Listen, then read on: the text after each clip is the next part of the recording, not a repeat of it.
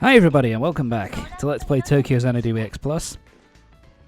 And so in the last part we started off Chapter 2 and we found out from Toa, I'm trying to remember names here, that something's going on with Sora, and we see that she's been having issues with kind of her senpai at her martial arts club, Chiaki, and so we've got to try and find out what's going on with her. We also met up with Hiragi, and we kind of started doing the kind of social link kind of aspect of the game. Where we kind of building up relationships with the people in our party, kind of to build up some points to improve their skills and all that kind of thing. Anyway, we're in a new place. But anyway, we're meeting up with Shiori now, and we're kind of doing her social link kind of thing. And we're heading into the kind of this is the kind of the shopping district kind of area, and this is where you can find the blacksmith, where you can go and buy new weapons and buy new accessories and stuff like that, and improve your and upgrade your weapons and kind of make them more powerful by using items from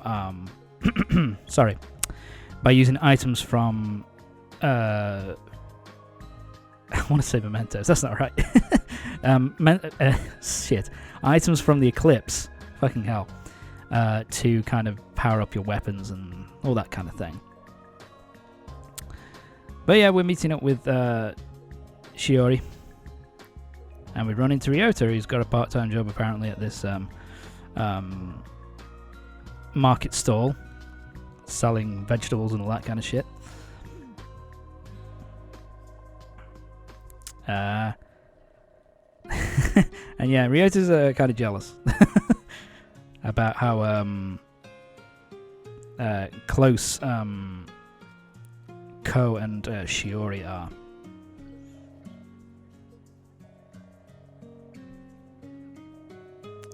So yeah, I like these kind of scenes. I do like these scenes because they're kind of a nice little bit of a character building between everybody, so you can see how everybody getting closer and that kind of thing. And I like it here that Ko's kind of like, because it's very rarely happens in these kinds of RPGs that basically Shiori got into some trouble because she got pulled into the Eclipse, and usually it's kind of not really brought up again. It's just kind of something that, well, she's been saved, and then she goes back to normal and everything's fine. But I like that here when you meet up to kind of do her social link kind of thing, when you talk to her, it's kind of brought, it's kind of, part of it is that Ko is just really like concerned about her and whether she's actually really alright, or whether there's something whether there's something else which is kind of bothering her, whether she's really kind of perfectly okay after going into the Eclipse. So I kind of like that element of it, that you kind of, it's built up a kind of thing where it's kind of the kind of thing that, a childhood friend would do, basically, is just be really concerned about her and that kind of thing. But anyway, we got that done, so we're talking now with Ryouta, who basically needs to get some stuff done. He basically needs to put up some flyers for his for the place that he works at, and of course, because we're the fucking main character,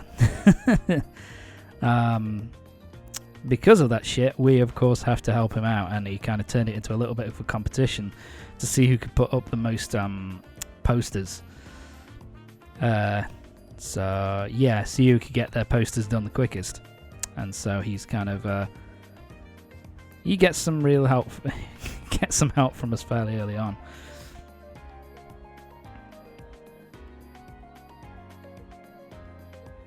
And again, it's a nice little thing where you get a bit of... it's nice because, you know, Ryouta is a bit of a tryhard and a bit of an asshole. You know, he's a nice guy, you know, and all, but, you know, he's still a bit of a tryhard. Shit. Ryouta, you put the poster upside down, you piece of shit. Never mind. But yeah, I like the, you know, I like the fact that we get to delve a little bit deeper into his character a bit. You know, that he, you know, he's not just. It's something which I like about this kind of aspect, which is also done in the Persona series, is that we get to learn a little bit more about the characters and how they tick, rather than just being kind of one-off kind of jokey characters. And of course, we also get to meet Chizuru. Chizuru is basically the childhood friend of Ryouta. And as you can tell by that soul point gauge, Ryouta becomes a party member later on, much later on. So we won't be seeing much of that until much later. It's kind of a bit of a big kind of clue that maybe he's going to be getting more involved in the story later. But anyway, we're now meeting up with Mizuhara. Basically, he's the pharmacist at I can't remember the name of the place. I think it's Morimiya. And basically, you go to him and you can get health restoring items and kind of items to restore your, you know, your stamina, your, you know, so you can use your special abilities, that kind of thing. So you can buy stuff from him fairly early on, which is really fucking useful. But what we're doing at the moment is Yukino wanted us to get her prescription, her kind of pick-me-up, so to speak. And so we've come to Mizuhara to basically pick it up for Yukino and get it back to her. Also, the pharmacist is also a place where you can take your gems. Gems you pick up in the Eclipse, and basically you bring them here and you can basically trade them in for money, so you can earn more cash. I think you can also buy a limited supply of stuff to kind of upgrade your weapons as well. It's not the best place to come. You either want to go to sorry, you either want to go to one of the other stores in this district, which specializes in items to power up your weapons, or you want to go to the blacksmith. So yeah, here you go, 763, and that gives us 7,630 yen in total. So there you go. So once you get the yen, you can trade in for gems to get extra money, so you can buy more shit. It's yeah, it's similar to Persona's system where you would pick up items in the game, and if there's like two types of items to pick up. One are consumables, and the other one is just junk. And you basically can sell the junk to get more money, so you can buy new weapons and new items and that kind of thing, and accessories and all that kind of shit. But anyway, we've got a fat stack of cash, and he's basically telling us he wants us to do him to do us a favor. He wants us to do him a favor now. He wants us to take this fat stack of cash over to the star camera. And pretty much this stuff is just so you can get an idea of sorry. So you can get an idea of all the shops and what they can basically do. Star camera is purely related to, as they say, Eclipse-related services. So you can buy weapon abilities. You can buy upgrades for your weapons. You can buy new armor. It's basically that kind of shit. The pharmacy is pretty much purely, you want to go there purely for health restoring items, that kind of thing. Here it's more about buying stuff like the force there to improve your weapons abilities and that kind of thing. So now we're heading over to the blacksmith. The blacksmith is where you can so you can get weapon upgrades from other stores, like we just saw from the star camera and that kind of thing. But what you can also, but the best place to get it from is here, because this is where they have all the high-end Eclipse stuff, and you also can go in there and you can basically tell him that you want to upgrade your soul device, and he will basically up the stats of the soul device himself, the soul device itself, as well as giving you those new kind of spheres to kind of increase attack power, defense power, that kind of thing. And so yeah, we meet up with the grandfather here. He's a bit of an asshole. GA. He's a bit of a cunt, to say the least. But yeah, he really good at what he does, but he's a bit of an arsehole to us at first. Thinks of us as a bit of a, you know, a lame kind of loser. Doesn't really know how to use his weapon properly, which, to be fair, at this point, we don't. But that's beside the point. So yeah, we talked to him, and we've done the errands for him, which means we can now get our canned fury, which means we can now take this to Yukino. So there we go. That's our quest done. And it's just pretty much a way of just showing you, like, you come to the pharmacy for your items, for your health restoring items. You go to the star camera for orbs to improve your weapons kind of firepower, and then you go to the what's the name of it? And you go to the blacksmith in order to improve the weapon's overall power. So, yeah. It's a nice little thing to kind of get you to know, yeah, these are the main places you need to note in order to strengthen up your weapons and to get health restoring items and that kind of thing. So now we're taking this stuff to Yukino. And so, of course, you could probably tell that she doesn't really give it away yet, but she does know stuff about the Eclipse. And we go into the text. What the fuck do I have to do now? Okay. Here we are then. So this introduces the recipe elements.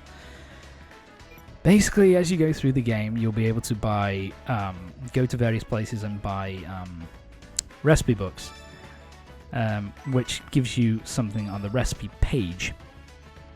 And yeah, for completing these quests, you get your virtue going up or one of the other elements going up, which is needed. But basically, the recipe page is basically just a recipe. You can buy ingredients and make the thing, and you can start to do cooking. You can cook items which can restore HP. You can also you can make food which can increase the likelihood, which can do things like creating it can give you like weapons to restore your, it can restore your like abilities and that kind of thing, but it can also give you temporary buffs. So it's like it can increase your defense or it can increase your attack for a certain amount of time, and that kind of thing. And there's also some that can affect the whole party and that kind of shit. But anyway, we've now headed back to our room. Basically, we can come back here to basically just hang out. And you can go out and buy furniture and little items to put in your room, and basically it will improve, basically you can improve your abilities like that. You can listen to music as well while you're there, so it's kind of nice. It's, I don't really use it all that much. Sorry. Basically because it's not super useful. It's, I barely used it at all. I used it, I think, once or twice, and I beat the game just fine, so you don't need to. It's a nice little attention to detail, though. You can go off and just hang out, not bother doing stuff like that. But there you go. So now we've Ko's finished his messing about and hanging out with people, so now it's time to go to our part-time job. This time it's at Yanagi Sports. And he has a lot of these fucking places. So yeah, we're hanging out at Yanagi Sports, but yeah, Mr. Yanagi has had to go away to deal with some local politics kind of shit, so to speak. And so we're kind of just hanging around and waiting. There's nobody fucking here. Oh, wait. Hi, Sora. Isn't it amazing? It's absolutely amazing, isn't it? That, you know, the girl that Toa wanted us to really talk to because she seemed kind of down, and she just happens to come into where we're working. It's kind of amazing, isn't it, really? But there you go. And so, yeah, this is where we find out that Sora is staying around at a local apartment complex in this area. And that does play into certain, and that you might think that's not really that useful to know, but basically if she's not around, if you want to kind of do her social kind of thing, like hang out with her, then you can either go, if she's not around the school, then she's likely to be around an apartment complex. Plus it's a major place that we have to deal with later on. We'll be going there a bit later, so to speak. So yeah, but Ko's pretty much asked her, so dude, what's going on with Chiaki? Seems like she's been a bit of a bitch to you. What's going on there?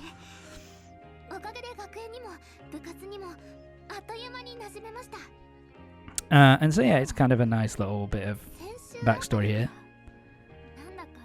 That basically she was pretty cool, pretty chill, that she was being really nice to her and helping her out and all that kind of thing until last week, when all of a sudden she started being a bit strict, and she's kind of, it sounds as if she's kind of avoiding Sora a little bit and being a little bit distant. So what the fuck's going on there? And Sora doesn't really know what happened. It just kind of happened out of the blue. And of course she's kind of blaming herself for, you know, Chiaki being a bit of a bitch, to, you know, say the least. But Ko gives a bit of good advice here. Not your fault, just, you know, try and talk to her, try to get everything back on the right track again.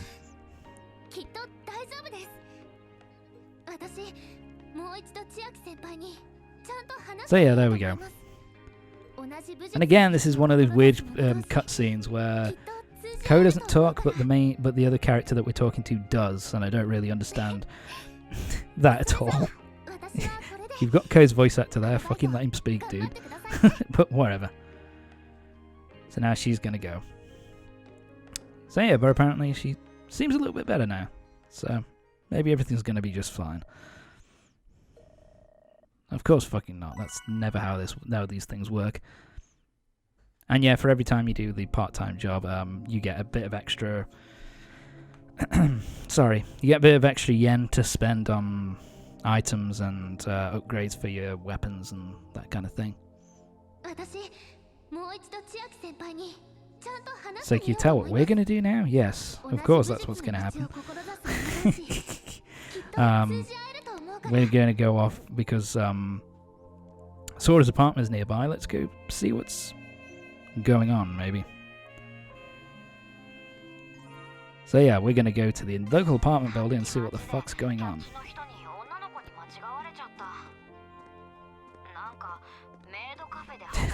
And I like this little bit of thing here from June here, where he's kind of like, can't believe that talent scout thought I was a girl. Which I don't. Just kind of funny little side thing. So yeah, we can go. So at this point you can go off and you can buy stuff and increase your weapon, improve your weapons, get some more health restoring items if you want to, or you can just go straight here and continue the story immediately.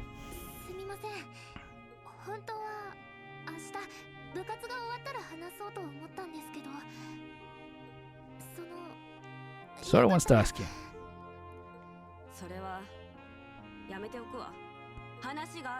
Chiaki, why you being a bitch? Stop it.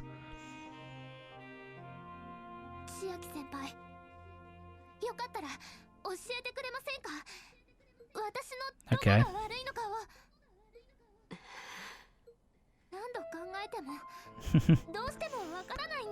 So yeah, Sora's she doesn't know what she's done wrong to kind of make Chiaki so pissed off at her, so she wants to know what the fuck's going on, dude. Just tell me what's going on and I'll make it right.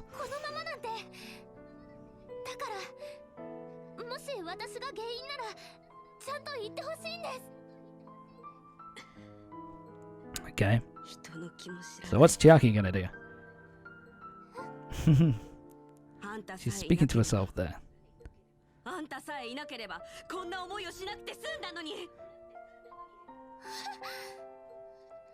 So yeah, something's going on with her. And now she's... Yeah, Chiaki here goes completely and utterly off the rails.